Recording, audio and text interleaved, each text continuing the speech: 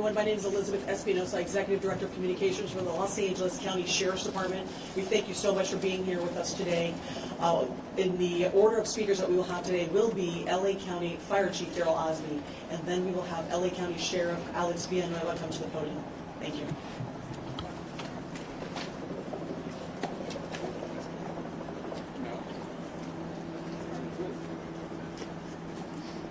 Let's go live with Chief Daryl Osby of the County Fire Department. Good afternoon.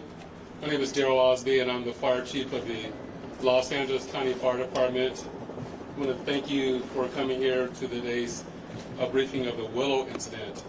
Today, shortly before 10 o'clock at 9:47 a.m., the Los Angeles County Fire Department received a 911 call of a potential helicopter down in a brush fire at the intersection of Los Virgenes Road and Willow Glen Street in the city of Calabasas in unincorporated Los Angeles County.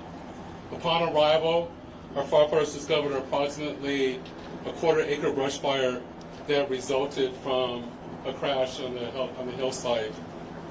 The Los Angeles County Fire Department initial response was 15 pieces of apparatus and 56 personnel that consisted of paramedics, engine company, heavy rescue, truck company, hand crews, and aircraft, and a chief officer to oversee the incident. Upon arrival during the incident, and upon arrival of the Sheriff's Department, our two respective departments entered into unified command to handle this incident.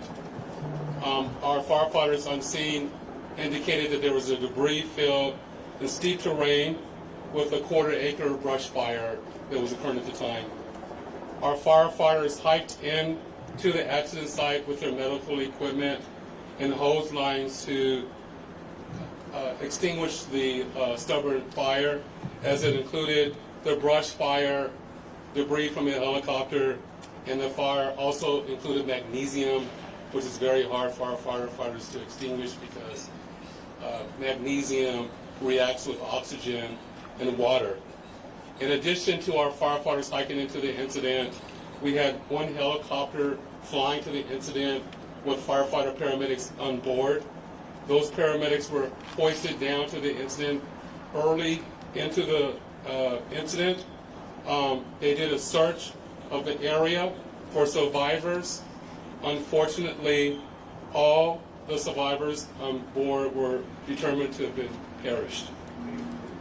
Firefighters and hand crews worked to extinguish the fire while carefully preserving the incident for investigation. Currently, this investigation is still ongoing.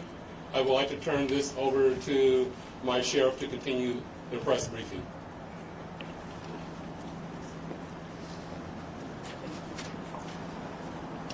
Thank you, Chief Osby.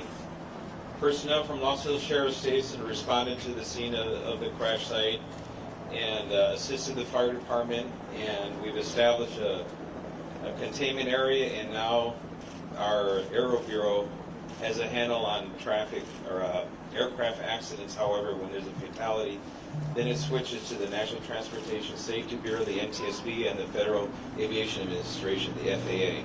The FAA is already on scene and assisting. We're waiting the arrival of the coroner's office to assist in the recovery of the remains.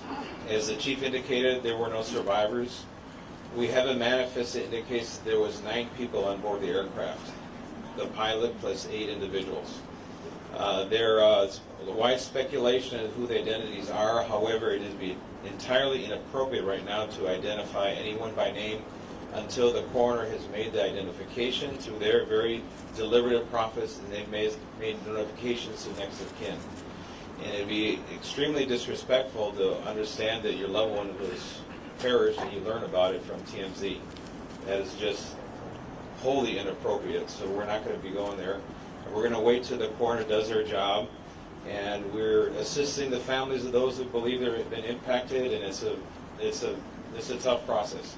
And our hope goes out to all of the members who were on board, all the family of everyone who was on board this aircraft, and God bless their souls. So at this point in time, we have nothing that we can add until the coroner does their job, and we'll be making those notifications when we have the information and we know the next of kin have been notified, then we can release the information publicly. And you'll be notified in subsequent announcements. Sheriff, if the there's one manifest thing you says can 9 and 4, confirm. does that Do we mean there were have the 9 bodies? confirmation actually of 9 bodies there at the scene? That is our belief, yes. So we realize at this point there are so many questions, there's a lot of information out there, and again, we understand, there's a lot of information that's floating, but we certainly have a responsibility and an obligation out of respect, of course, for the families, and this is a very difficult time for us all, for the city. We have the mayor here of Calabasas, also City. We thank them for being here, and in fact, they wanted to pass on the message that for those in the community that want to gather here and are coming to Calabasas, if you do, you are welcome to join others at the Dianza Park here in Calabasas and the cross streets there, or Lost Hills and Las Virgenes.